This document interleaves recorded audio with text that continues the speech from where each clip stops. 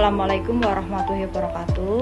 Yang kami hormati Bapak Saiful Afas selaku dosen pengampu mata kuliah Ekonomi Islam. Di sini kami ingin memaparkan hasil kinerja kami mengenai peran pemerintah dalam kerangka ekonomi Islam. Sebelumnya izin memperkenalkan anggota kelompok kami. Yang pertama ada Muhammad Basit, dan yang kedua ada Esya Adisa Fitri, dan yang terakhir ada saya, Zainab Afifah.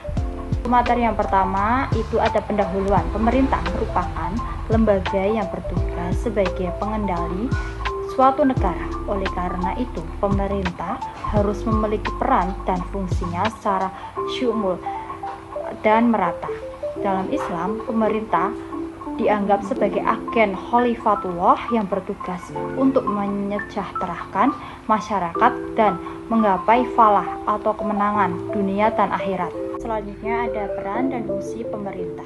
Monservaf dalam The Economic Role of State in Islam memaparkan bahwa ada dua elemen yang dapat dikatakan berbeda dan unik dari fungsi negara dalam Islam, yaitu pertama, sistem relasionalisasi yang digunakan oleh negara untuk menentukan relevansi, kegunaan, dan kemanjuran keputusan politik dan proses pembuatannya.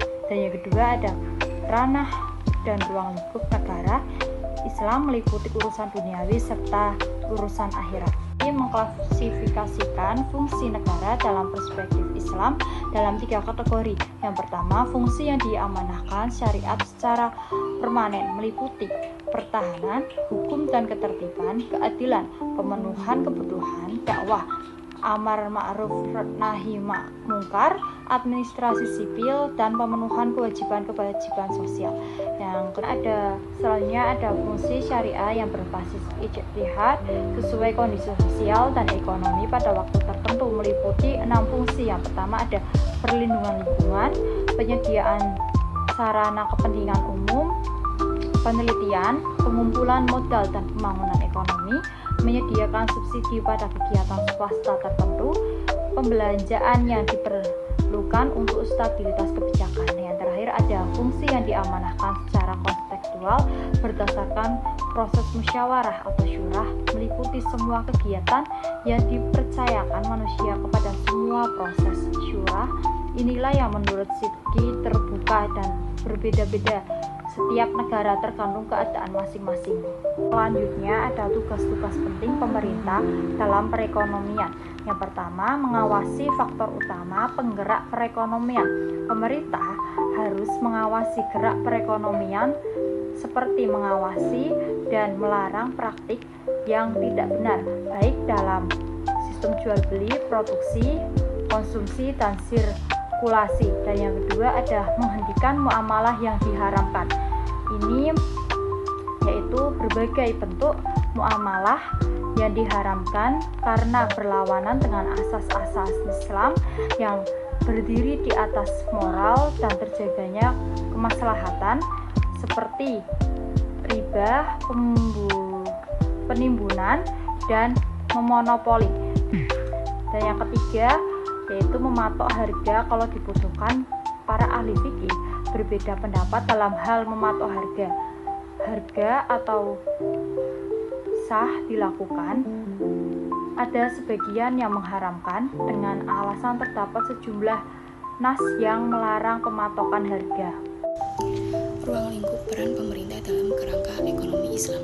Secara ruang lingkup, peranan pemerintah ini mencakup aspek yang luas, yaitu upaya mewujudkan tujuan ekonomi Islam secara keseluruhan dan upaya mewujudkan konsep pasar yang islami. Tujuan ekonomi Islam adalah mencapai falah yang direalisasikan melalui optimalisasi maslahat. Oleh karenanya, tujuan peran pemerintah adalah menciptakan kemaslahatan bagi seluruh masyarakat. Rasionalitas peran pemerintah dalam perekonomian. Dalam ekonomi konvensional, rekomendasi oleh para ekonom untuk menyelesaikan kegagalan pasar secara teori, pemerintah memiliki beberapa alat untuk memperbaiki kegagalan pasar dan meningkatkan efisiensi mikroekonomi. Legrand menyebutkan 3 cara keterlibatan pemerintah, yaitu 1. Penyediaan, 2. Subsidi atau perpajakan, 3. Regulasi. Pemerintah mampu menyediakan barang atau jasa itu sendiri melalui lembaga yang memiliki dan mengoperasikan dan dengan memperkerjakan karyawan. tujuan dan prinsip pasar yang berkaitan dengan fungsi ekonomi pemerintah dalam Islam. Monzerkaf mengemukakan beberapa tujuan perekonomian dalam Islam, yaitu: 1. Pencapaian kemampuan ekonomi yang diperlukan untuk memperkuat negara sedemikian rupa sehingga memungkinkan menjadi pelindung agama, pelindung masyarakat dan nilai-nilainya, serta wahana penyebaran dakwah Islam di dunia di bidang pembangunan ekonomi, iptek, dan kekuatan militer. Yang kedua, bekerja untuk menjamin kepuasan ekonomi masyarakat pada umumnya dan meningkatkan kesejahteraan materi secara umum sambil menjamin kebutuhan dasar setiap individu. Yang ketiga, memaksimalkan manfaat properti publik, perluasannya dan penggunaannya untuk kepentingan semua orang. Yang keempat, mendapatkan sumber daya keuangan yang diperlukan untuk menjalankan pemerintahan dan membelanjakan sesuai dengan syariah. Yang kelima, melindungi kerangka moral dan hukum serta mendorong lingkungan kerja yang kondusif menuju kesuksesan di akhirat. Ini termasuk menahbiskan apa yang baik dan mencegah apa yang salah. Taksir wal-jabari atau intervensi pemerintah dalam pemerintah harga dalam perspektif ekonomi Islam. Taksir menurut bahasa sama dengan sihir, yaitu menetapkan atau menentukan harga. Dapat juga dikatakan bahwa sihir adalah harga dasar atau price rate yang berlaku di kalangan pedagang. Sementara itu, kata al-jabari berarti secara paksa. Jadi, taksir al-jabar adalah penetapan harga secara paksa, biasanya melalui suatu kekuasaan. Syarat-syarat taksir wal-jabari: yang pertama, komoditas atau jasa itu sangat diperlukan masyarakat banyak. Yang kedua, terbukti bahwa para pedagang melakukan kesewenang-wenangan dalam menentukan harga komoditas dan perdagangan mereka. Yang ketiga, pemerintahan itu adalah pemerintahan yang adil. Dan yang keempat, pihak pemerintah harus melakukan studi kelayakan pasar dengan menunjuk pakar ekonomi. Dan yang kelima, penetapan harga dilakukan dengan terlebih dahulu mempertimbangkan modal dan keuntungan para pedagang. Dan yang keenam, ada pengawasan yang berkesinambungan dari pihak penguasa terhadap pasar, baik yang menyangkut harga maupun yang menyangkut stok barang.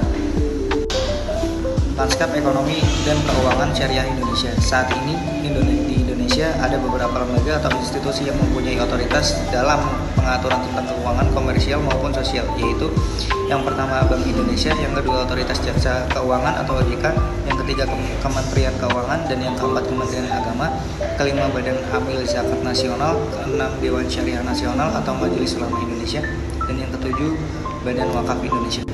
Strategi Kenex dalam pengembangan ekonomi syariah di Indonesia. Rantai nilai halal merupakan strategi utama yang meliputi beberapa sektor industri halal, contohnya industri makanan dan pertanian halal, fashion muslim, farmasi dan kosmetik, pariwisata, serta media dan rekreasi. Perkembangan industri ini memiliki peran penting dalam mendukung pelaksanaan pembangunan nasional. Sebagai ilustrasi, industri halal yang dikembangkan dengan baik dapat berkontribusi pada nilai tambah perekonomian melalui pemenuhan permintaan pasar halal domestik yang saat ini didominasi oleh pemain global. Kesimpulan, pemerintah selalu menyertai dalam setiap langkah kehidupan bernegara, termasuk salah satunya dalam aspek menjalankan ekonomi syariah. Pemerintah memiliki hak untuk turut andil dalam pelaksanaan kegiatan perekonomian masyarakatnya, karena setiap individu tentu punya batas kewenangan, sedangkan pemerintah memiliki kewenangan dan koordinasi lebih luas kepada wilayah atau negara satu dengan negara yang lain.